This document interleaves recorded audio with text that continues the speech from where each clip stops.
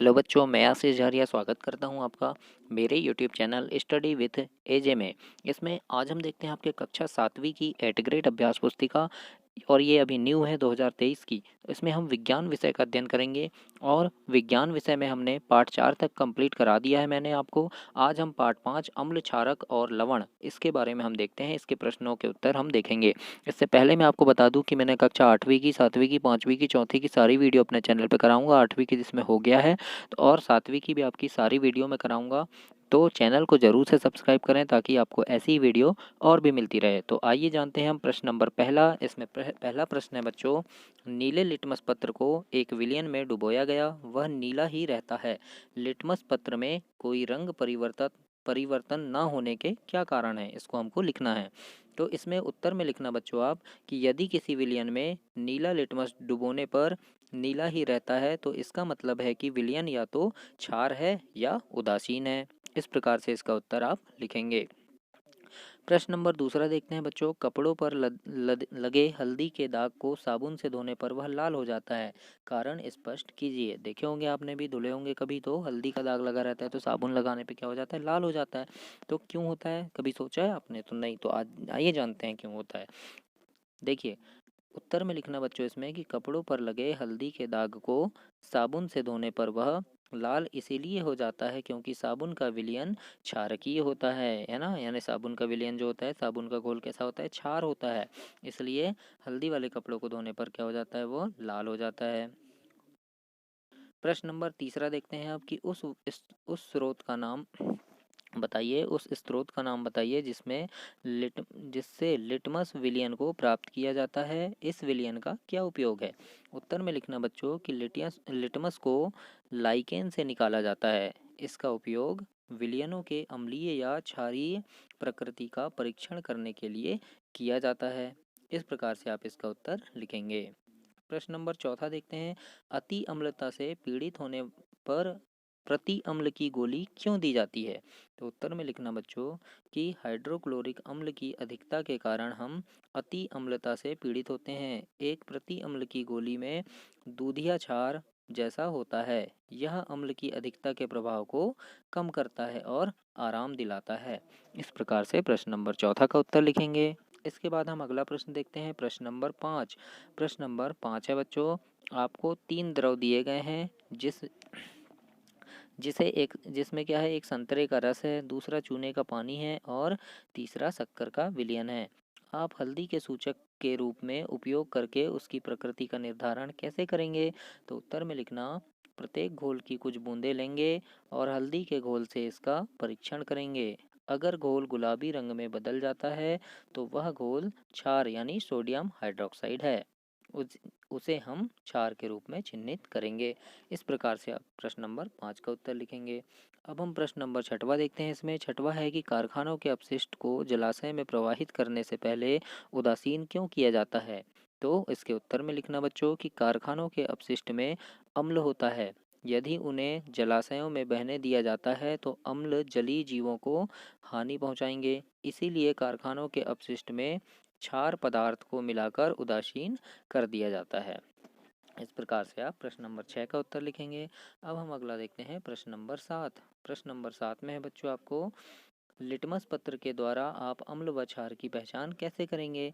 तो इसके उत्तर में लिखना बच्चों कि जब इसे अम्लीय विलयन में मिलाया जाता है तो यह लाल हो जाता है और जब क्षारीय विलयन में मिलाया जाता है तो यह नीला हो जाता है। इस तरह से हम लिटमस पत्र की पहचान कर सकते हैं।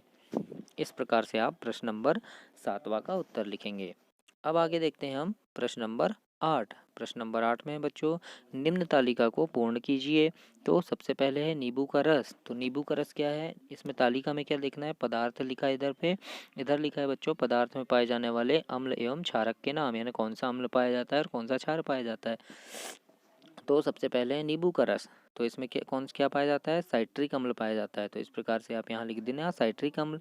दूसरा है साबुन। तो साबुन में क्या पाया जाता है, सोडियम पोटेशियम हाइड्रोक्साइड, यानी ये क्षार है। तो इस प्रकार से आप यहाँ लिख देंगे। दही है, फिर दही में क्या पाया जाता है, लैक्टिक अम्ल होता है, तो लैक्टिक अम्ल लिखना बच्चों। आंवला में क्या होता है, एस्कॉर्बिक अम्ल, तो एस्कॉर्बिक अम्ल लिख देना।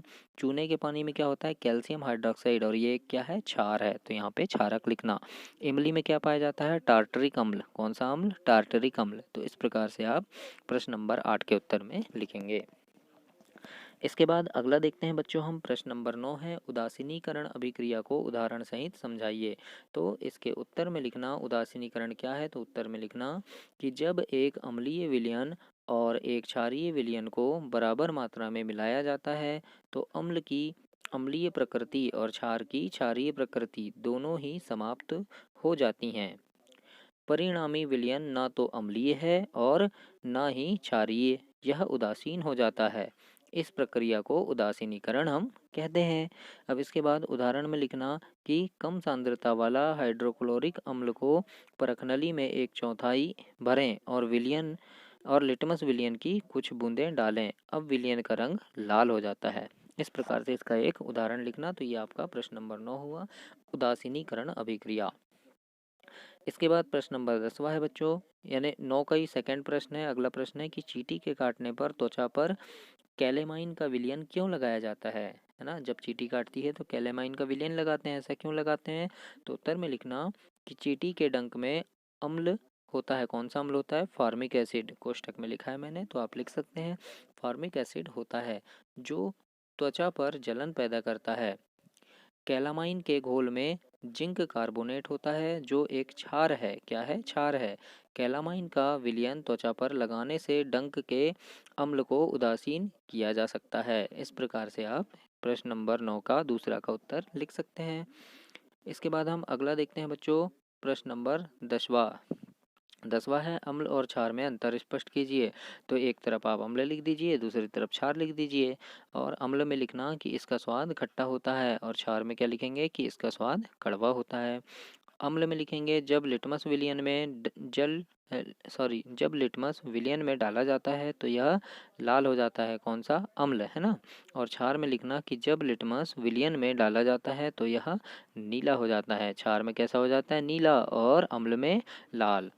उदाहरण के लिए लिखना अम्ल में जैसे दही है, नींबू का रस है और सिरका है ना। और क्षार में उदाहरण लिख देना कि खाने वाला सोडा, साबुन और चूने का पानी।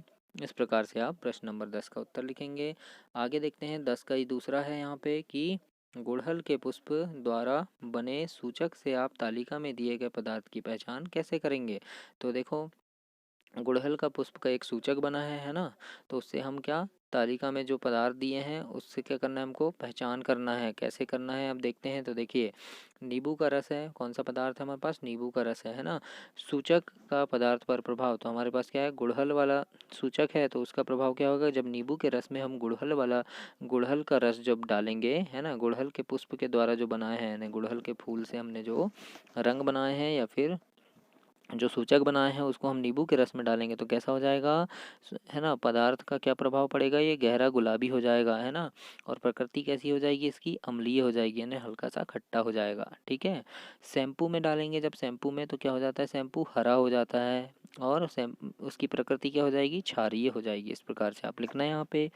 शक्कर का विलयन में डालेंगे तो क्या होता है, सूचक का रंग नहीं बदलता है, यानी कोई परिवर्तन नहीं होता, और ये क्या हो जाएगा, जब कोई परिवर्तन नहीं होता तो उदासीन हो जाता है। इसके बाद नमक का विलयन देखते हैं। नमक का घोल है हमारे पास, उसमें जब हम वो गुड़हल के फूल का जो हमने सूचक बनाया है वो डालेंगे तो क्या होगा, सूचक का रंग नहीं बदलता है, इसमें भी कोई परिवर्तन नहीं होगा, और क्या हो जाएगा, ये उदासीन हो जाएगा। चूने के पानी में क्या हो जाता है, हरा हो जाता है, कैसा कलर हो जाता है, हरा, और इसकी प्रकृति कैसी हो जाती है, क्षारीय हो जाती है। सोडा युक्त जल, यानी हमारे पास सोडा युक्त जल है तो उसमें भी कैसा हो जाता है, हरा, और प्रकृति क्षारीय हो जाती है। इसके बाद नल का जल है ना, नल का जल है तो क्या हो जाएगा, रंग नहीं बदलेगा, और कैसा रहेगा, ये उदासीन रहेगा जब रंग नहीं बदलेगा तो इस प्रकार से आप यहाँ पे लिख सकते हैं। तो ये आपका पाठ 5 अम्ल, क्षार और लवण ये समाप्त हुआ। चैनल को ज़रूर सब्सक्राइब करें ताकि आपको ऐसी ही वीडियो और भी मिलती रहे। धन्यवाद।